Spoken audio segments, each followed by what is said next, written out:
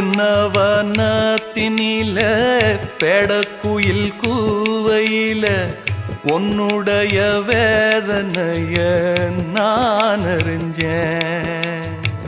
பொங்கலத்தில் மாலையிட ஒன்னிரண்டு தோளத்தொட என்ன தவம் செஞ்சேனோ என் மாமா. வண்ணக்கிளி கையத்தொட சின்ன சின்ன கோலமிட உள்ளம் மட்டும் வழியே நானே, உள்ளம் மட்டும் வழியே நான்.